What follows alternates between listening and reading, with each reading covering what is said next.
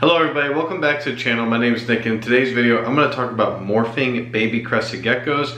And maybe if you should, if you shouldn't, and kind of if you are buying a baby crested gecko that is labeled, for example, a super Dalmatian, and it's actually not a super Dalmatian, but the person selling it believes based off of lineage it is, if you should really, how much you should buy into that. So let's go ahead and get right into it. Now the first thing I want to talk about is when morphing baby crested geckos, it really does depend on the morph that you're morphing as a baby, but it also depends too on the parents and what they look like. So if we're dealing with like extreme harlequins or even just harlequins in general, it's typically safe to morph those babies. If you're buying something that's an extreme harlequin baby and it looks like an extreme harlequin baby, then odds are that that one's going to grow up and be an extreme harlequin. Now, there is potential though that it could change, and I've had it happen to me both ways. I've had babies born that looked extreme, that over time they lost that flaming up the side, or didn't lose it, but it quit staying attached to the top dorsal, so therefore not extreme anymore. I've also had babies that were harlequins who, as they grew and they kept shedding, that flame started to really hit up top there, and it made them an extreme harlequin. So that you can kind of tell. The flaming, or it's not flaming, the flame morph is a morph that you could tell as a baby because they won't have leg pattern. Now then again, if they don't have leg pattern as a baby and you label it as a flame, there is a chance that it could become a harlequin. And a lot of this, to some of you guys, it may not really matter, especially if you only do like, if you only keep pet geckos. But if you're someone who wants to breed and you're looking for something very specific, buying as a baby is just overall very, very, very risky. So with a lot of this, as I'm kind of going through here, you're seeing that some babies just get better with time and others don't. Now, one morph in particular, actually, I'm sorry, not a morph, it's a trait. So Dalmatians, okay? There are a lot of babies that will be hatched out from a super Dal parent. They may or may not end up being super Dals. That is very risky. That's why I don't like labeling babies as super Dals. If they turn into it, great. You know, good for you. You got a steal. I know it'll be a Dalmatian, but I may not know it's going to be super Dal. Now, there's something to be said to if you've been breeding this pair for 5 years and you know that every single time they pop out a baby, odds are it's a super Dal, then it might be worth your risk to do it. And then again, too, the whole super Dal thing, I did a video on that, where depending on how you label super Dal, it could really mean a lot of things. So when you kind of look at it like that, I think that labeling super Dals is very risky. Something personally I'm not doing yet.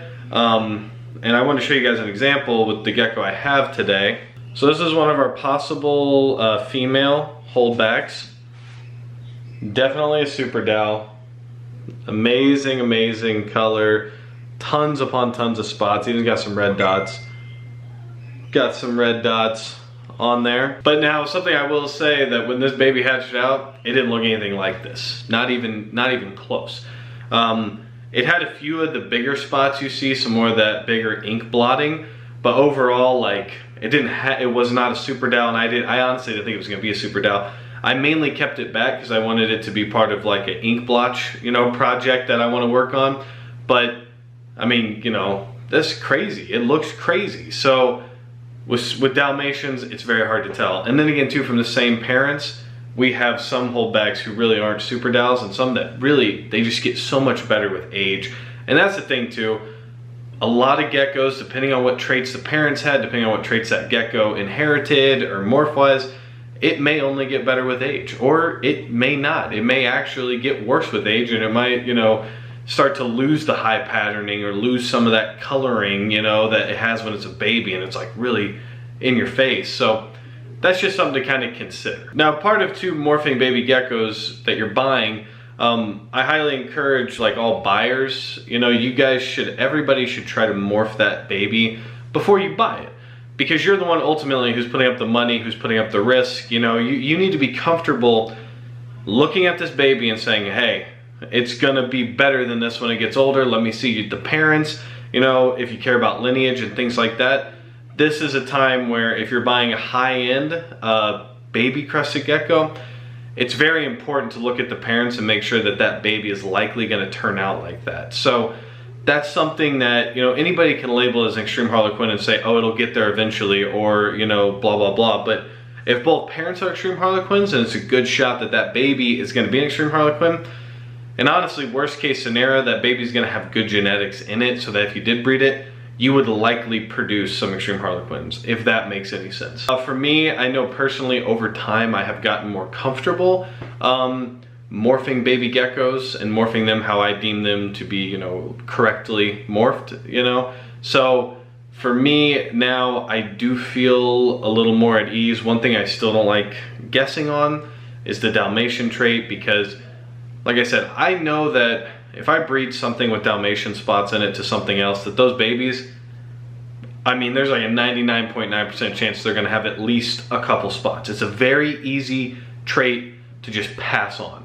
So for me, I won't label it a super Dal, even if it comes from a super Dal pairing that I have. I just don't want to, because that's gonna be a higher price tag, and I really don't want anybody to do that. But that's also why for a lot of our Dalmatian stuff, if we do sell it, I'm gonna wait till they're around this 15, 16, 17 gram range, and then I'll sell it. Because then I know that at this point, if you're a super Dal at 15 grams, I know you're gonna be a super Dal at 40 grams. You're not gonna lose your spots over time. So that's just kind of like morphing baby geckos.